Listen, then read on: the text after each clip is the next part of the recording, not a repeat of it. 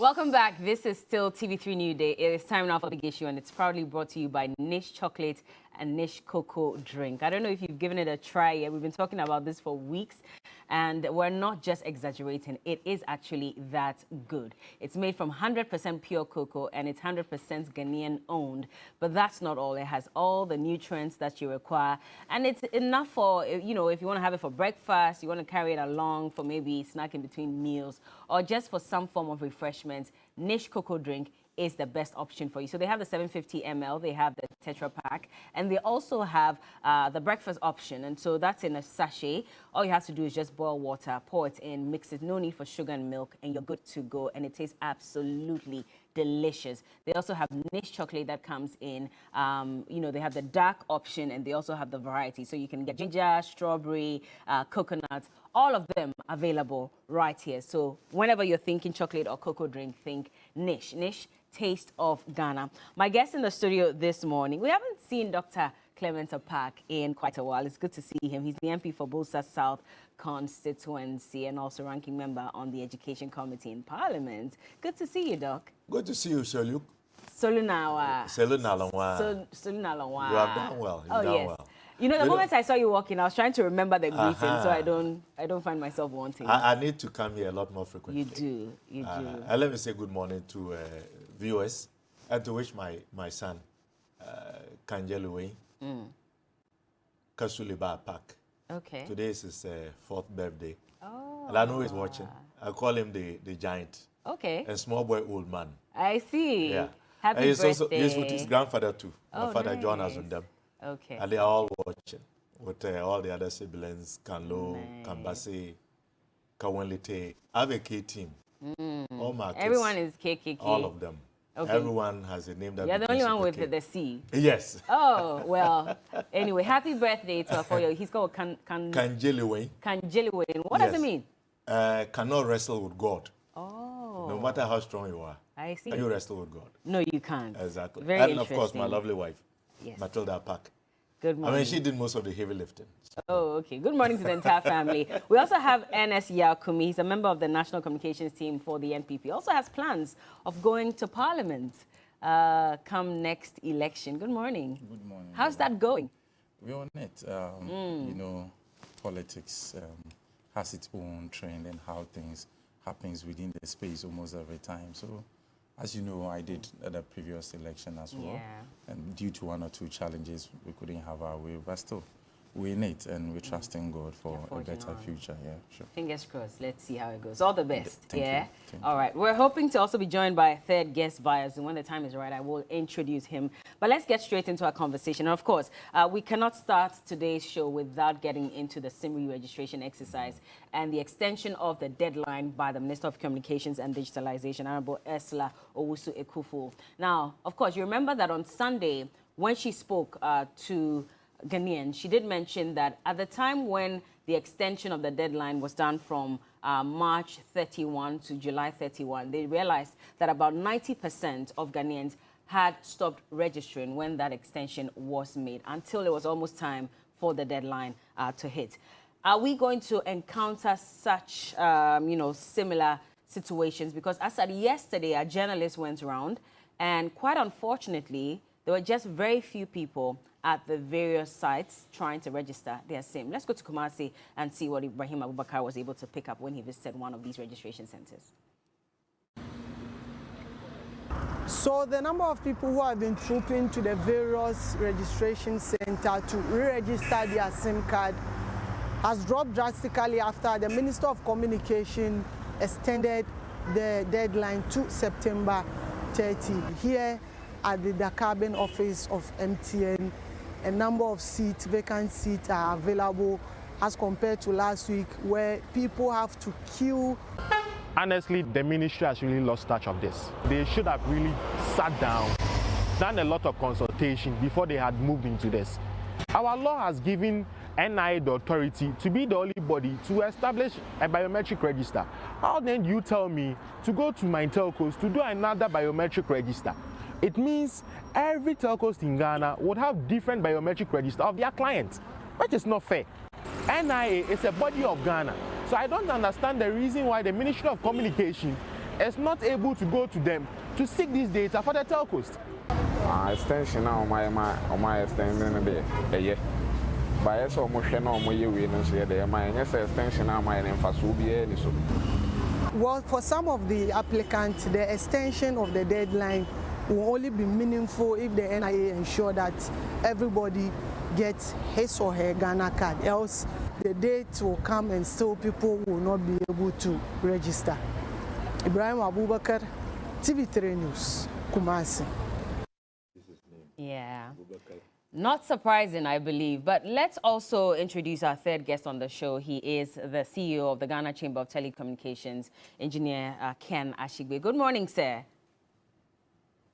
Hello, sir. Good morning. And he joins us via phone, by the way. Good morning. How are you? I'm fine, thank you. How are you doing as well? God is blessing me. I'm very good. Definitely. Now, are you surprised that even after the minister's details indicating that about 90% of people decided not to go ahead and register at the time when the initial deadline was extended, are you surprised that we're seeing something similar happening? Because as said yesterday, there were very few people at the registration centers. Well, the thing is that on Sunday, there were queues in the centers. But as the minister was, had just made the announcement, people started leaving. And it is one of the major challenges that we face. And it's the reason why the minister was reluctant to extend the deadline.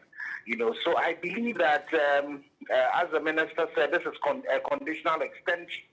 What we need to do is to find ways in which we can separate those who, through no fault of theirs, are unable to register because they might not have their Ghana card. They have applied for the Ghana card already. It's not been given to them. We have about 800,000 that have been printed, that have not been issued. Maybe they are part of that. If they are part of those physically challenged who are having challenges to being able to do their registration, if they are part of the foreigners who currently are unable to register, but for even them, the self app is able to come and be able to use that, then that will be. But we need to find a way of segregating, these people, and then we have to, put some little pressure that encourages everybody else to do it, because from the numbers that the minister showed, about 20% have done only the first phase, but have not done the second. These are people who have Ghana cards, unless they are able to show that maybe where their Ghana cards are missing.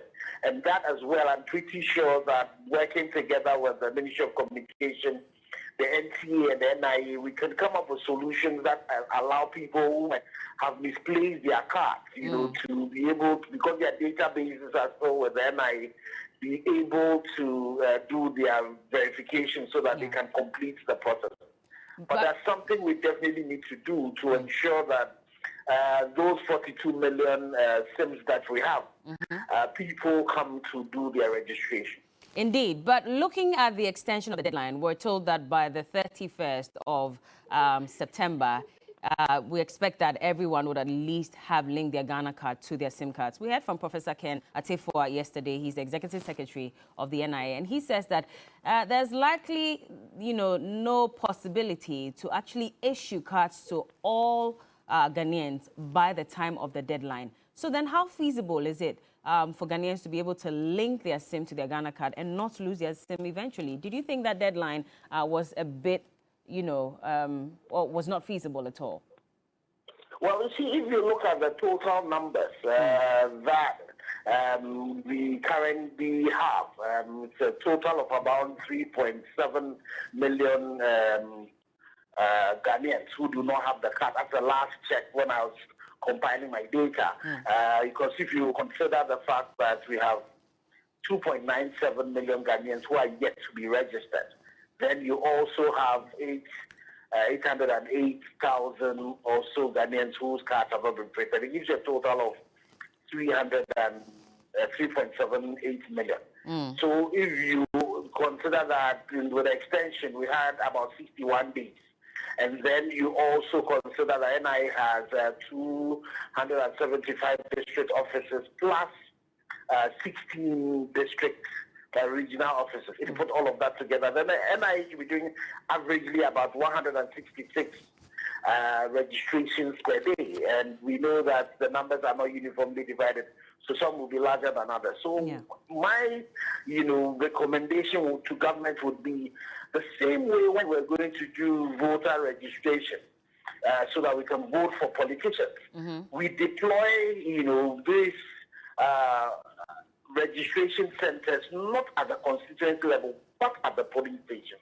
I think it's time for government to provide NIA with extra resources so that they can go back and do a mop-up of the mass registration, but this time making sure that it's as close to citizens as possible as at the the polling centers, so that citizens, those 3-point-something million citizens who do not have their Ghana cards, can get their Ghana cards.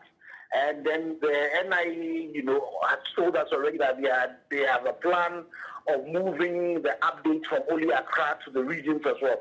We need to try and support that and let that happen. Then, our brothers who are physically challenged currently, who are unable to register, as the Minister for Communication and Digitalization raised it, we need to find a way of collaborating between the NIA, the NCA, and the telcos to ensure that those also can be registered. Then you have about 250,000 subscribers who have the Ghana card, but when they attempt to register, they get a response that says data sent already. And so that there's some data reconciliation issues that has to happen between the NIA and then the telcos. That's something we also need to speed up so that these people can get registered. Then you have the challenges in some cases where when the subscriber went to do the registration, maybe the app that we're using was down, so they registered offline, and the data has not synced yet. Those as well, the telcos and NCA and its technical partners would have to work together to ensure that we resolve all of those challenges. And so once we can get that, and then also get the NIA supported to be able to deploy extra, centers. And bear in mind, then the telcos to be engaging the NIA to see the possibility of co-locating the NIA's registration points at some of our centers, so that when you go to do the same place you go and want to register your SIM card, if you don't have a Ghana card, you can get it there, and then you do your registration. All of this in the bid to ensuring that we are making the process of registration for the Ghanaian as painless as possible. Okay. We know that the minister is talking about the self-service app that is also going to come. We hope that would come and would also help foreigners who are coming into this country. For example, you come, you get the app, you go to do your self-service. Ghanaians who are not within the jurisdiction as well can download it. If they have the Ghana cards, they can do their registration. If they don't, I'm pretty sure from the minister's policy direction, they can do use their passport to do that till December. Okay. They also can do that. Okay. When we've done all of this, then we can start, putting a little bit of, some discomforts on those who have the Ghana card but are not able to, are not, taking advantage of the registration. Yeah. It could, and those ones the minister has mentioned, it could be starting with where you are not unable to make voice calls, so you only receive, for some time, and then you graduate it, get to a point where maybe your SMSs are also taken away. Then those who are still recalcitrant, you take their outgoing, their incoming to now, so it means they can't receive, they can't send.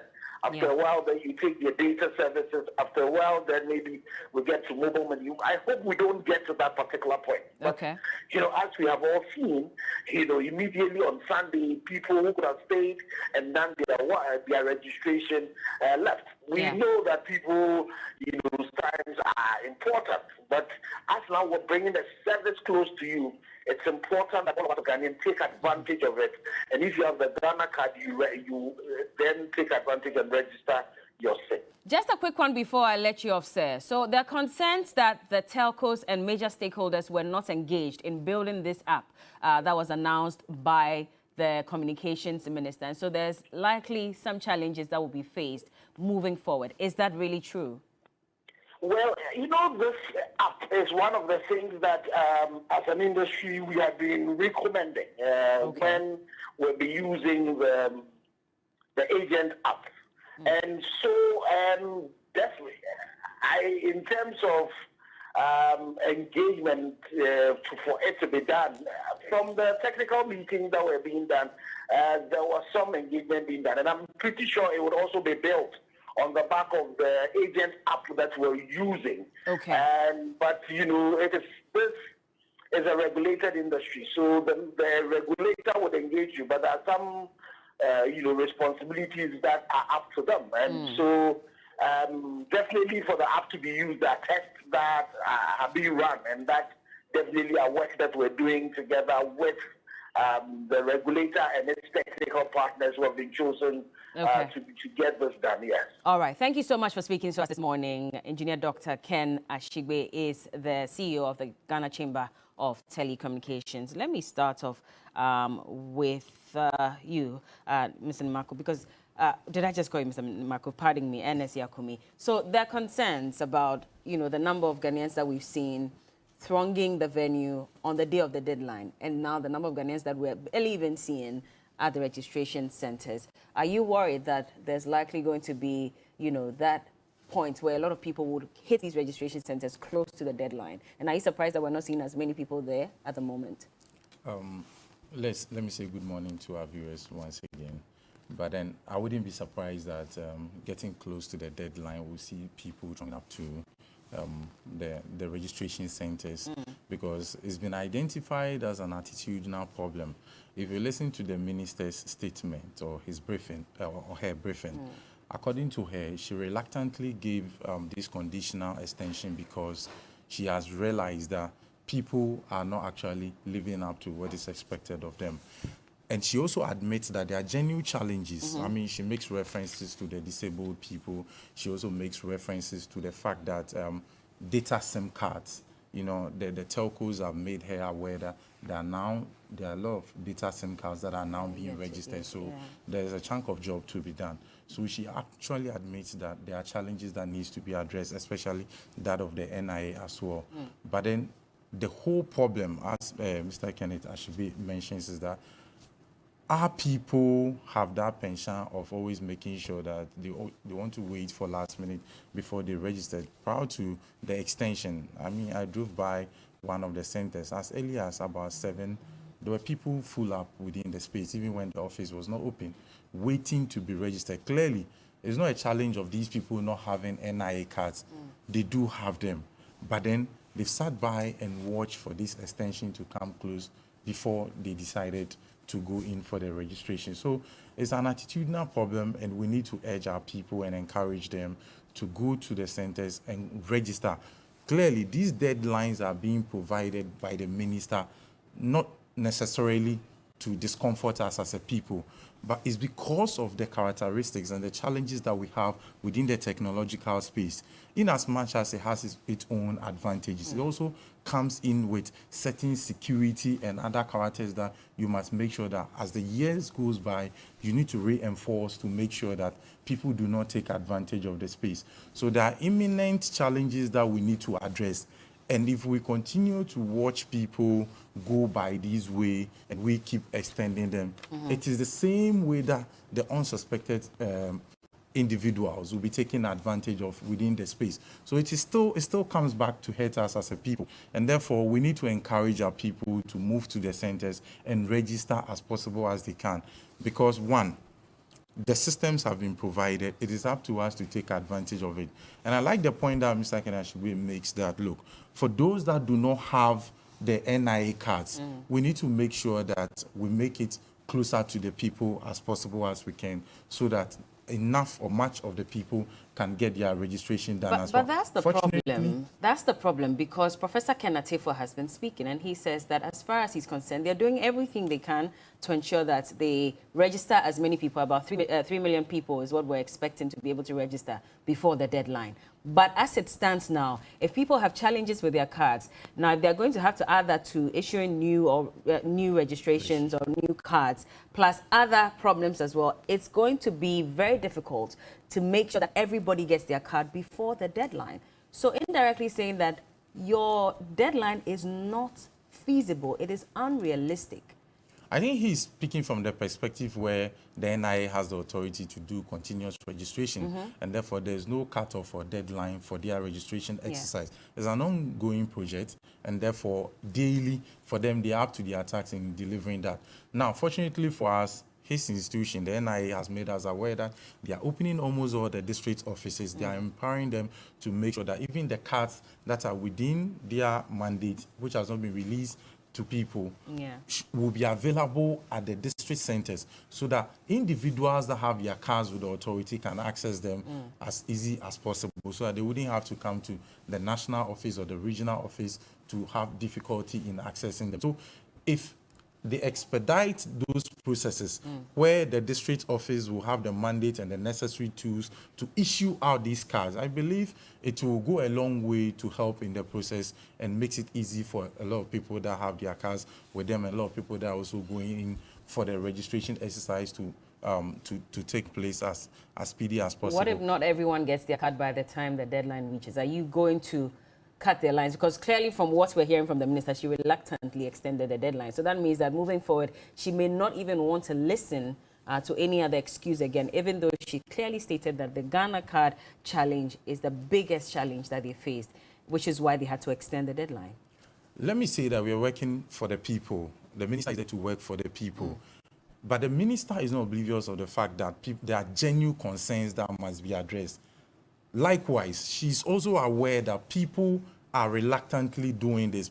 She mentioned clearly those that have taken quick loans and other things who are reluctantly waiting, and they are finding difficult to undertake the registration exercise purposely because they owe, and they know that once they owe, if they register, these institutions or telcos may come after them. So there are people with those, and there are people with genuine concerns as to the registration process. I'm not sure people that have genuine registration challenges will be ignored, because she's there to serve the people. And once she knows that people have genuine issues, those genuine concerns will be addressed. But for those, she is reluctant because there are, if you see the statistics that she put out, there are people that have completed stage 1 of the processes and are reluctantly waiting and not pushing to do the other stages of the processes to complete the registration. But there are more people who don't have the Ghana card, which is why they probably have not gone through, the whole process. Exactly, those people are genuinely there, and that's the first part of my concern, which I addressed. That look, the NIA must make sure that as they have the district coordinators now, they must make the district offices functional, provide the necessary tools to make sure that the processes will be as speedy as possible. For instance, I don't think it is just within the normal interest of the minister to issue out this ultimatum, because in the end, it's going to be a continuous process. It will terminate at a point just to make sure that all of us get registered so that there's a smooth flow of the process. However, after it picks up again, whenever you buy a new card, you will seemingly go through these processes and register for you to be able to activate your cards and use them. So it's going to be an ongoing exercise. But these deadlines, I'm sure, is being provided to make sure that all of us get our acts together and get registered so that we are within the proper stream of the telcos. Dr. Park, are these deadlines realistic? I don't think they are. You don't think so? I don't think they are. Why? For obvious reasons.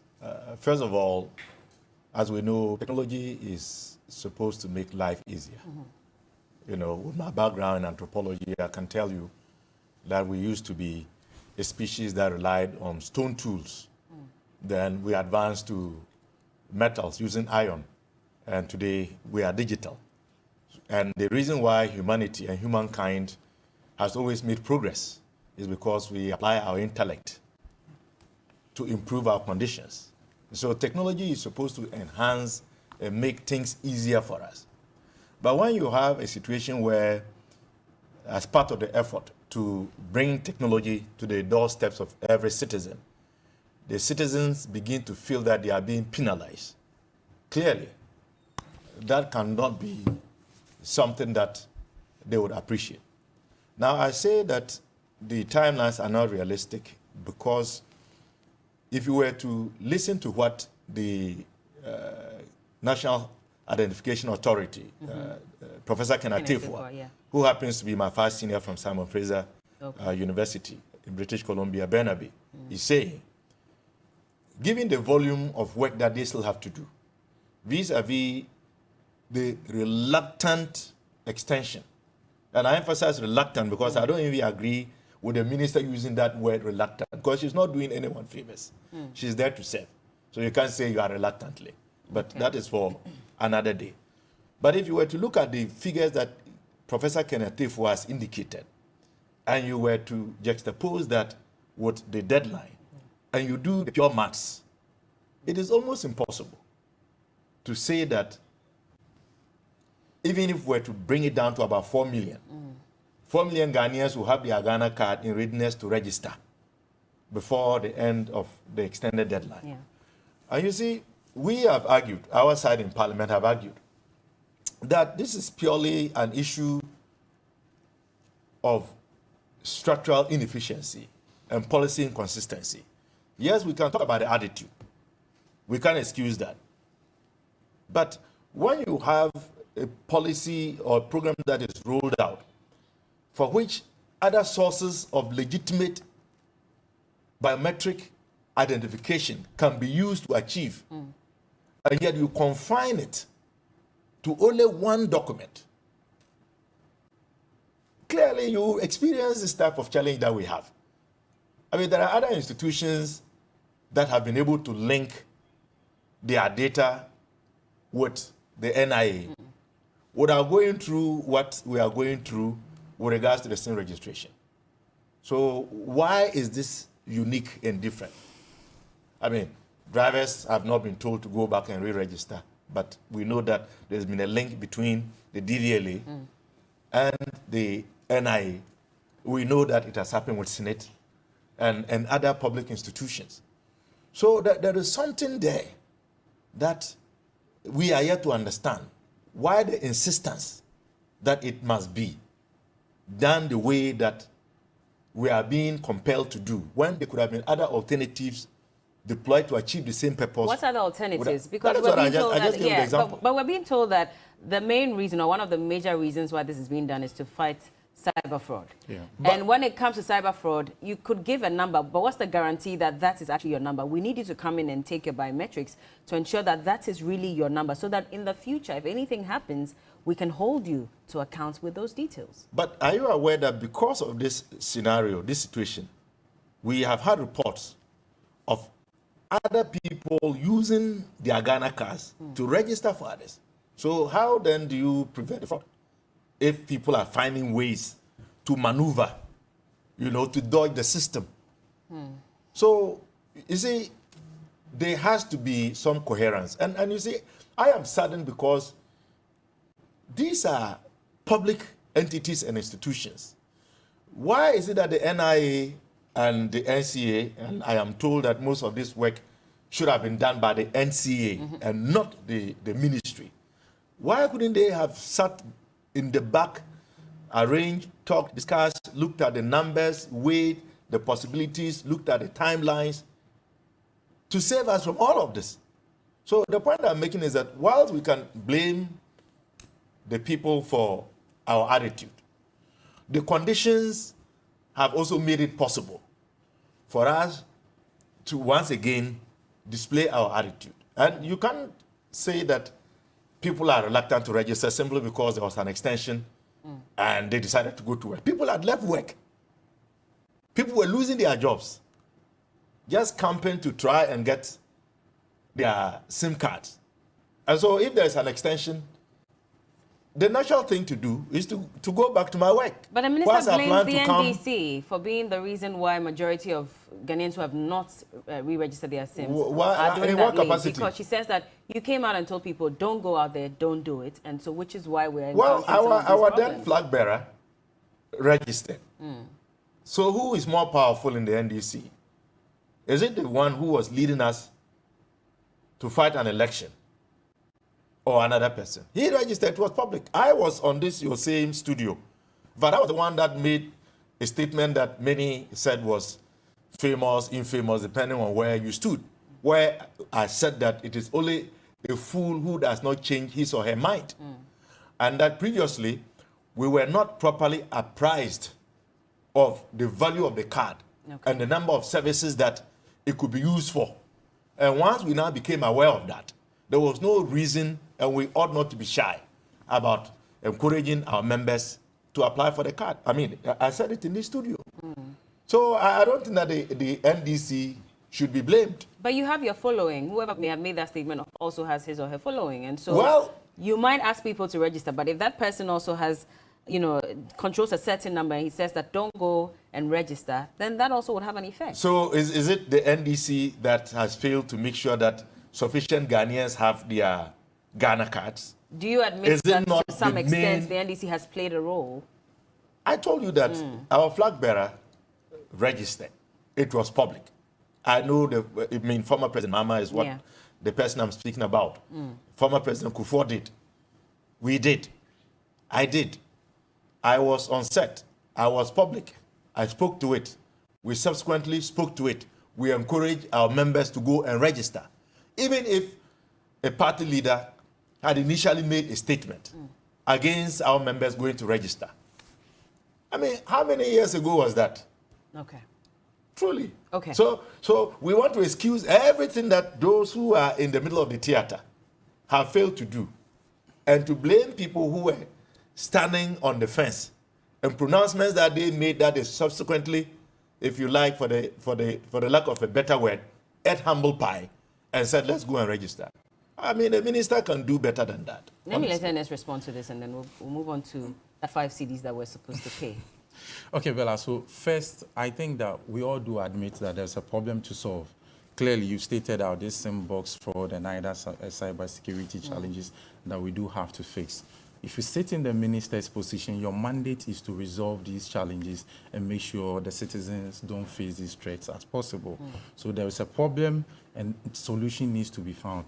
Now, the minister is doing everything possible to solve the problem, which includes making sure that all of us do such migrations, get registered, and make sure that we are able to deal with the threats as soon as possible. Along with threatening people to block their SIMs, do you think that is right? No, she's not threatening. She's actually saying that the danger is imminent. Now, with the recent issue of terrorism, we all know how these things play out in there. So if the minister has such a responsibility to discharge, and she's saying that let's push ourselves to get there, and people are reluctantly, or people are putting in attitudinal challenges by not going to the centers to get registered. If the minister comes out and say that I am reluctantly granting this conditional extension, it is not for the fun of it. And it is not to say I'm doing Ghanaians a favor, but it is to say we have a deadline to meet. We have a responsibility to discharge. We have a problem to solve. So let us get it from that perspective. And But we don't need to rush it, do we? Can we not do this gradually? We're not rushing it. This, if you look at You're our not population, rushing it? we are not rushing it. If you look at our population, like I said, she clearly admits the challenges in there. And those challenges can be separated from the attitudinal challenges so that we address them individually. Then we know where to push so that we can get the issues resolved faster.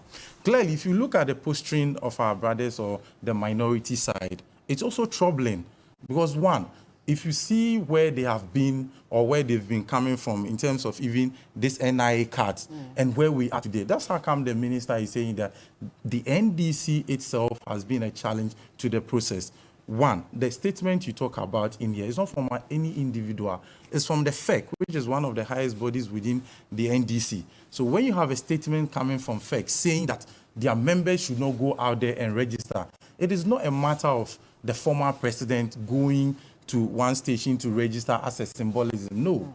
It's about you mobilizing and encouraging your people to register. In all this, I've been asking myself that why does it look like the NDC has a problem with ensuring the data integrity of our people?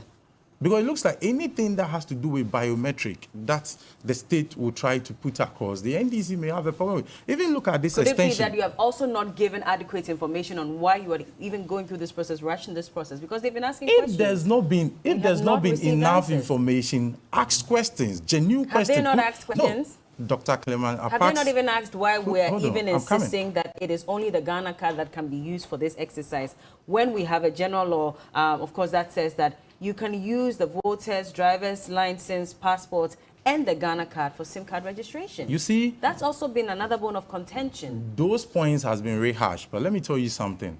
We all admit that clearly we have data problems in this country. So at one point, you need to determine a primary source of data so that you know that you are correcting the systemic problem from a basic point of view. You don't solve a problem by pushing in too many problems. Then you, in the end, you build the data, but the integrity of the data cannot be certified by any person. That is why NIA has this mandate to ensure that even other institutions that are going to use certain data are verified and confirmed by the NIA as having that integrity. So all this integration that Dr. Clement makes mention of, the driver's license, the SNATE officer, all these data will be or are being certified by the NIA. And but eventually it will be only the Ghana card I can use. Meanwhile, my passport was required to register for the Ghana card. And now we're saying this same passport that I can use internationally to verify my identification in my own country, I cannot use that as the sole source of identifying myself? Like I said, we started late. And we starting late at a point tells you that we have all sort of scattered cards or data around.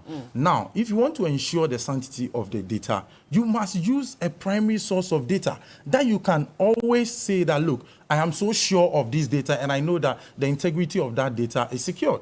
So if the NIA or if any other institution says that we want to use the NIA as our primary source of data, I don't think it is of any source of worry for any group of people to say we reluctantly want other means. We want voters' ID card, we want other means. Look, recently we were told that the SNATE has been able to do a certain thousand number of ghost names on its system, ghost pensioners.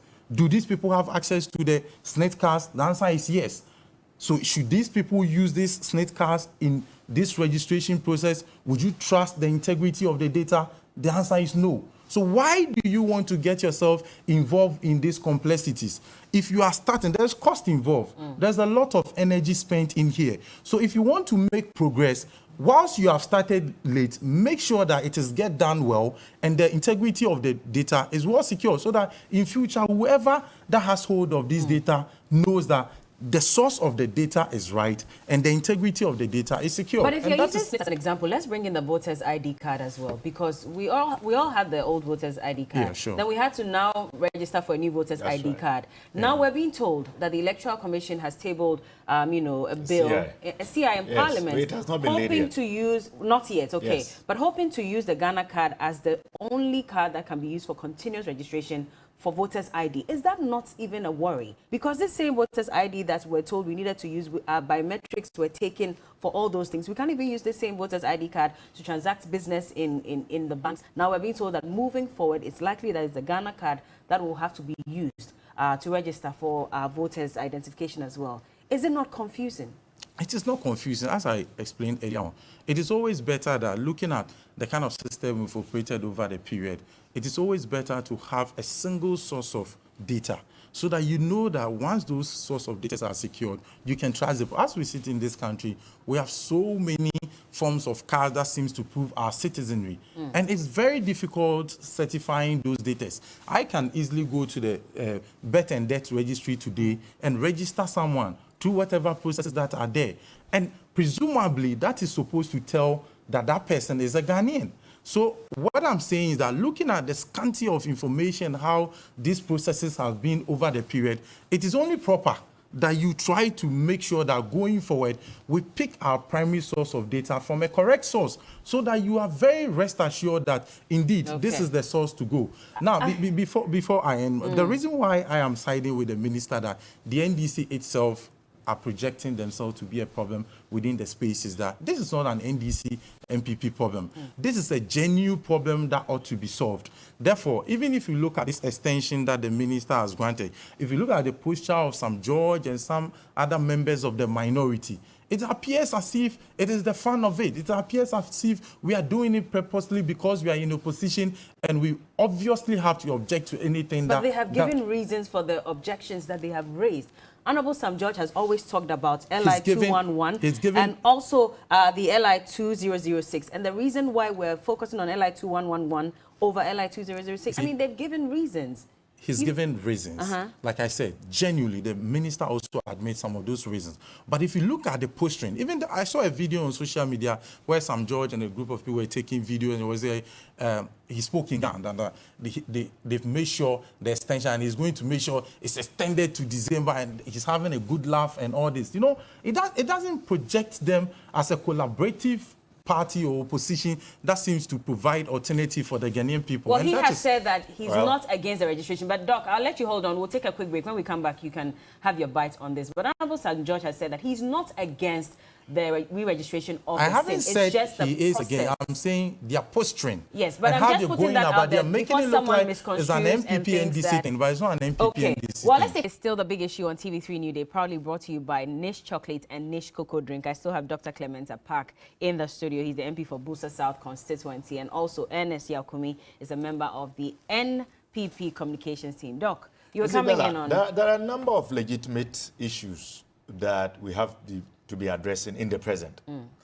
This tendency of trying to go back into time and resurrect some cobwebs as a way of taming what obviously is a challenge that has come about as a result of, you know, ministries and agencies and public entities not communicating properly and not doing a lot more work in the background cannot be excused, you know.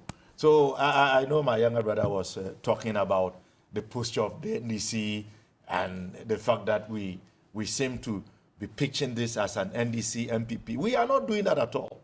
You're not. We have a responsibility of projecting the issues, pointing out where the shortcomings are. And as a responsible minority, we must also champion the voice of the masses. You see, earlier on he spoke about the dynamics and how perhaps our party some time ago had made a pronouncement. I counted that. Look, when your cameras were going around the country, Ashanti region, the numbers and queues there dwarf any other part of the country. Do you mean to tell me that Ashanti region is the NDC stronghold and therefore they were listening to the MPP, or for that matter, me?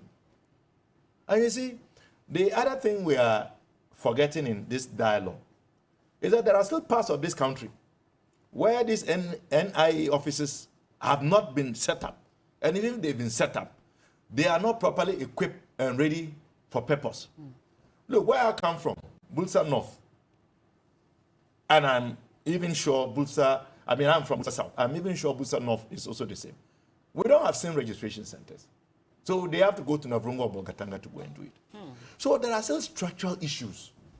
And that is why when you juxtapose that vis-a-vis the concerns that have been raised by the NIA itself, it makes the timeline difficult to meet. It's not that we don't want. I want people to go out and register. And I want to encourage everyone who has not registered, try and get it done. Okay.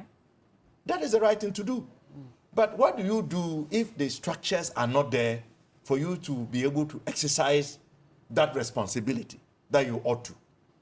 So, as I said earlier, we can look at the attitudinal issue. But that should not be an excuse for the shortcomings that we are witnessing. But there's some good news now that, you know, for those who are complaining that they're joining long queues for hours and days just to get their SIM re-registered, they can now download the app and pay just 5 Ghana cedis and they can re-register their SIM. Well and good. How many Ghanaians have access to the internet? You and I are privileged. Come to Bulsa South. Go to Bulsa North. The rural parts of this country, even in urban Accra. How many people have access to the internet? or have Android phones that they can use to do all of this. Well, worst case scenario, they may have to go to a computer cafe and then pay somebody to do it for them. But as somebody has asked, why must the state charge citizens to access a service that the state ought to be providing for them? Is this not express, which is why maybe they are charging that 5 Ghana cedis? Well, you may think 5 Ghana cedis is not much, but in the current economic hardship, 5 Ghana cedis goes a long way for somebody. So they'll have to strike a balance. Do I want to feed myself, or do I want to go and get a SIM card or national health insurance, a national identification card done? I mean, you've seen, you know what the 5 cedi ball of kenke looks like these days. The size of it. It's a challenge. People are barely surviving. You've heard it. 010. That is the format of how people now live. They don't eat breakfast, they eat lunch, and they skip supper. So we shouldn't downplay these dynamics. And honestly, I don't really understand why the state should charge people to do it. If it is available, let them do it free of charge. Did this come to Parliament for approval even before and that the is the other minister issue. announced? Yes, you see, that is the other component that people are not understanding, because you cannot levy the citizens without coming to Parliament to seek approval. So on what basis does the minister think that she has the capacity to levy citizens for a service that the state ought to be providing for them? So that is even another layer that clearly may attract some legal reaction from a citizen, because the minister doesn't have the capacity to charge without coming to Parliament to seek approval. And that is just the way it is. Okay, sorry to cut you. So the point I'm there. trying to make is that let the minister and the NIA, the Ministry of Communication and the National Identification Authority, let them sit down, let them do the analysis, let them be realistic, and then provide us with a workable timeline on how this can be done in a way that will not needlessly punish Ghanaian citizens. Because I know many want to get it done. And just because, again, they are not there today, doesn't mean that they don't want to get it done. They have decided to prioritize. I will lose my job versus now I have the opportunity to keep my job and then get it done because there has been an extension. And that you cannot fault them for. All right. So how are we going to be paying for this when Parliament has not approved of it? In fact, I've heard from some members of minority who are saying that you cannot go ahead with it unless you test run it and wait till Parliament resumes sitting in October for them to look at this charge that the minister, has mentioned, and to see if they'll pass it first of all before you can even start charging Ghanaians for this service. First of all, it depends on what constitutes levy or what must be brought within the powers of Parliament for Parliament to approve. I am not in the position to clarify that indeed it amounts to a levy and therefore requires the pre-approval of Parliament before its implementation. The minister is a renowned lawyer. She knows what the law says about these things, and I am tempted to believe that it is not within the remit of Parliament to approve it, since the minister thinks it should be functional within this space, because I'm not sure, as a lawyer herself, she would want to violate the law. So the presumption is that she knows the positions of the law and she's in no place to violate the law, and therefore it is going to work as expected. Now let me deal with this issue. Hold on to that, because I'm looking at the Fees and Charges Act. Okay. And it's saying here in Section 5B that the minister may, by legislative instruments, make regulations to prescribe and review the fees and charges levied by a ministry, department, or agency that has been listed in the schedule above. So it says by legislative instrument. Yeah, that has been levied. And I'm saying that as to what constitutes a levy itself, that's not the definition. Okay. You are talking about the review of levies, existing levies. No, prescribe and review. Yeah, prescribe and exactly. review. And I'm saying that these amounts that are being charged for the usage of the app, it is not a levy? As to whether it constitutes a levy is a different thing altogether. I'm saying that the presumption is that the minister is a lawyer and she knows what comes within the remit of the law and within that of Parliament for pre-approval. So I'm saying that because she knows, the presumption is that she is not violating any law now. That's the presumption. Yes, because I sit here, I cannot tell whether that the 5 cedis charge amounts to a levy by the ministry. because this is an app that is being developed and being used by the telcos. As to whether it is the minister who is levying the public, is a different thing altogether. That's why I don't want to go into the legalities of it. So you think that maybe it's the telcos that are charging this 5 cedis? I'm trying to understand what you're saying. The app is being used for the functionality of all the telcos. Yeah, but Mr. Kenashigbe has said it, that they are not the ones who are charging. It's not the NCA that is charging this 5 Ghana cedis. It is coming from the Ministry of Communications and not the telcos. And I'm saying that for me... And so you cannot lay this at the doorstep of the telcos and say that maybe they are the ones who may be even charging because it is the service they are providing. Because we've heard from the NCA boss who says it is not from them. Well, I don't know about, but if that's what he said, then I'm saying that for the app that is being used is the service charge for those apps. And I'm saying that as to whether it amounts to a levy, I am not in a good position to tell. If it amounts to a levy, then you can hold the minister responsible by saying that it ought to have gone to Parliament for a pre-approval. But as it stands now, I cannot tell whether it amounts to a levy, and you cannot tell same as well.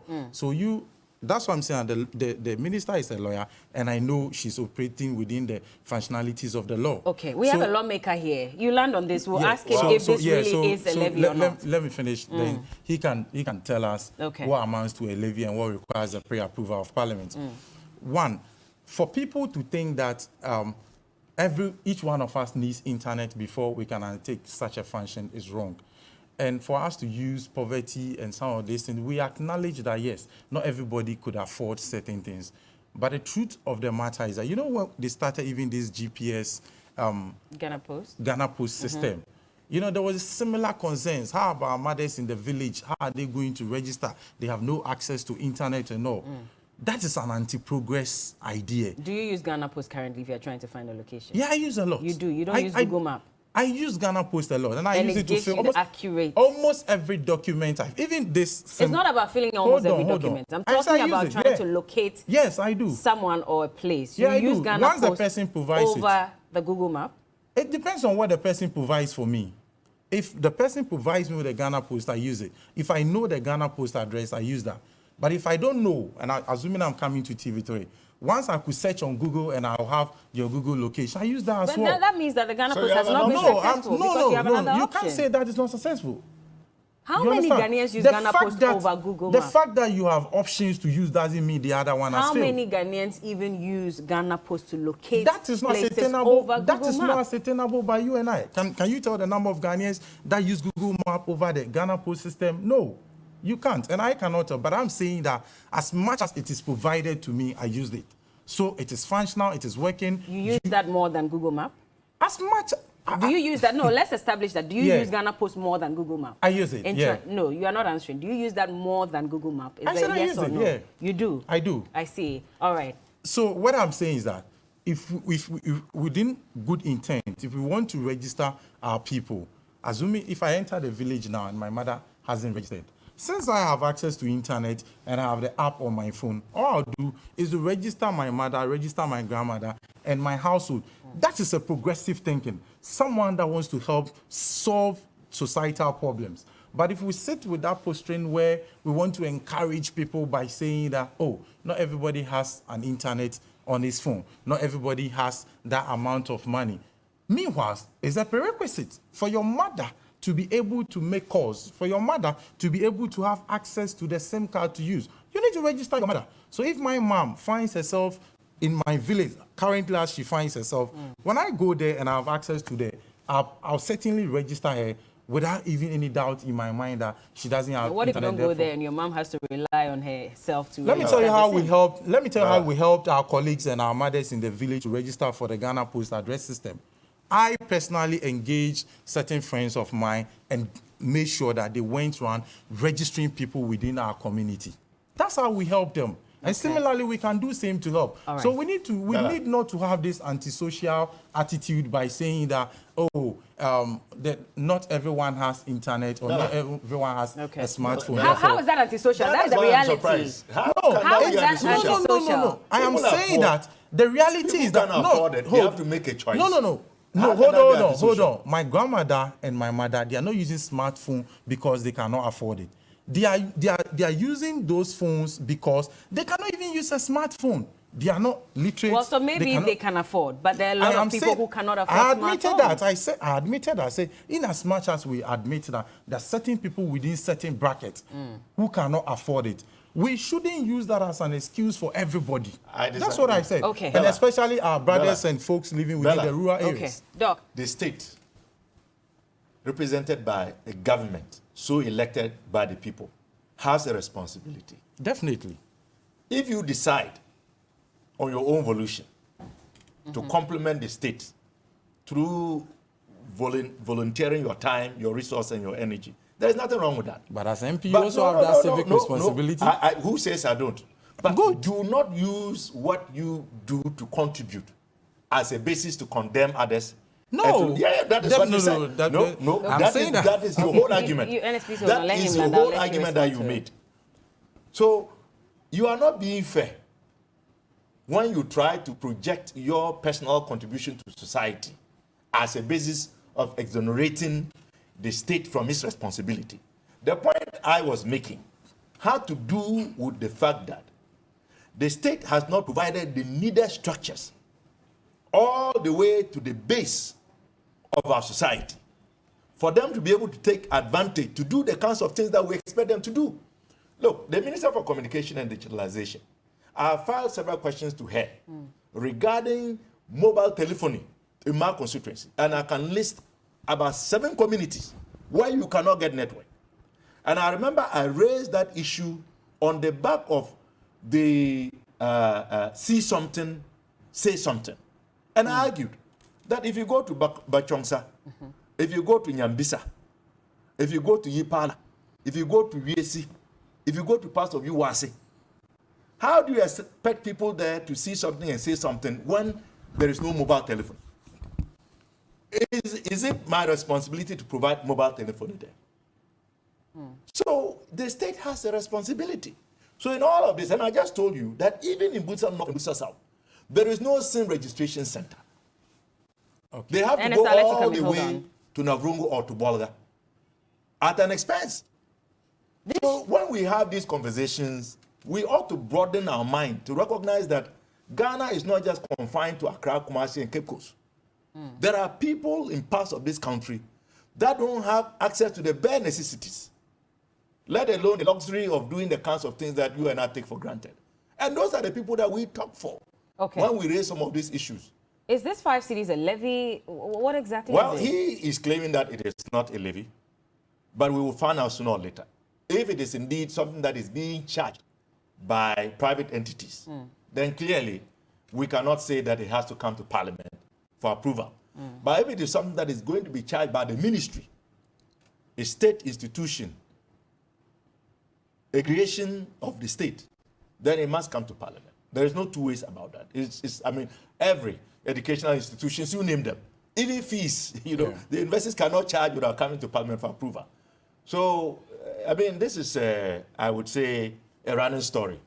I don't think that we are going to end this conversation soon until the issue is fully resolved.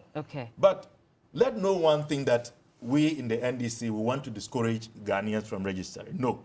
If that was the impression created in the past, we have come a long way.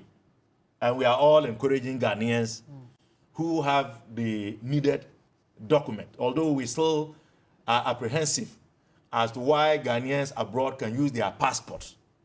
And yet, we have other forms of IDs that Ghanaians can use, biometric, but they are being excluded. But they are told that they can use a passport and then by December, they should graduate onto the Ghana card and link that to their SIM. Well, why don't you give those at home the same opportunities? In any case, as you said earlier, the voter's ID card, for me, is one of the most available biometric document that we can think of. And we just came from an election not long ago. Does it mean that we have no faith in what we did and how we produced the voter's ID? Is that why it's being excluded? So, you see, a lot of questions still agitate my mind and the minds of many, many Ghanaians. There seems to be something somewhere, some inconsistency. Something is just not adding up. Okay.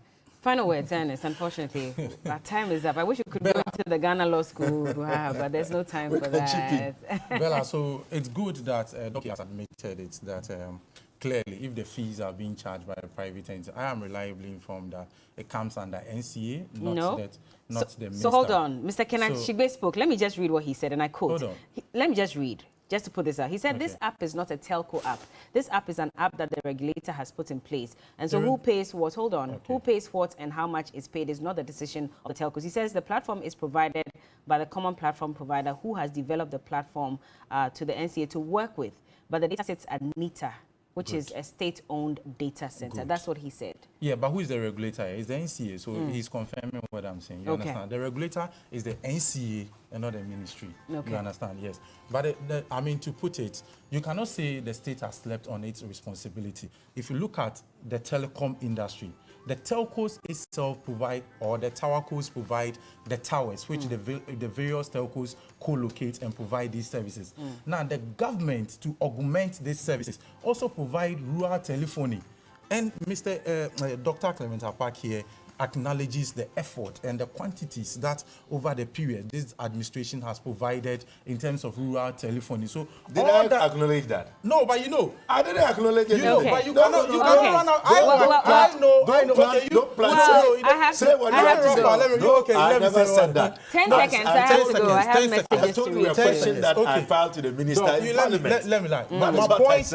Yeah, but rural telephony, this government has undertaken more than any other. Fine, if you want to go there, but you must admit. Let me read some messages. The meter that you are using. I am within the space, and I can tell you that. Can we please start projecting the messages so I start reading them? All right, let's take a look at some comments by our viewers. And this one says, seriously, I thought the SIM card re-registration deadline. Unfortunately, our time is up. We have to go. You let me read the messages. Let me bring them. I thought the SIM card re-registration deadline was cast in iron and could not be extended further. This extension should continue until all Ghanaians are registered. AU Farouk Tamale North. And this one says, good morning, Bella. I believe all this is because there is very little education about the Ghana card, and I think that the ministry should start educating the people to register for the card and make us know the benefits. The earlier, the better. Karim from Takrady. Please, when will the NIA do corrections on the Ghana cards for us in Tamale? Because of their mistakes, I can't link my Ghana card to my account. When we go to them at their offices in Tamale, they ask us to go to Accra for the corrections. Bella, just imagine the TNT from Tamale to Accra. That's Joshua from Tamale, and I can imagine how expensive that would be. Good morning, Bella. The NPP cannot be trusted any longer. We are suffering to get re-registered. Emmanuel from Ashaman. And Anaya says that the NPP rep says he uses Ghana postcode more than Google Map. Shaking my head. Let me just read a message from Honorable Kwame Agoja, the MP for Adaklu. He says that population of Adaklu, based on 2021 census, is 38,649. Population of those 15 years and above, 24,791 qualified to get a Ghana card. NIA cards registered as of last week, 2,534. So 1,844 cards printed, 690 cards to be printed. How are those in Adaklu expected to do SIM registration? How are they expected to access their bank accounts this morning? And how will they get onto a new EC register? It says there are many places in Adaklu where you cannot generate a digital address because of lack of telephone connectivity. You need a digital address to register for Ghana card. Is the country ready to apply Ghana card to all the things we're doing now? Is the NIA EC being fair to the people of Adaklu? And that is a question from the MP for Adaklu as well. And another one, final one. Now you want NDC to collaborate. You want NDC to be collaborative. Which one? When you want collaboration, you carry people along. You don't insult us in public and expect the NDC to lap up with your condescension. That's from Mr. Kojo Chum Buafo. Thank you so much, gentlemen, for joining us this morning.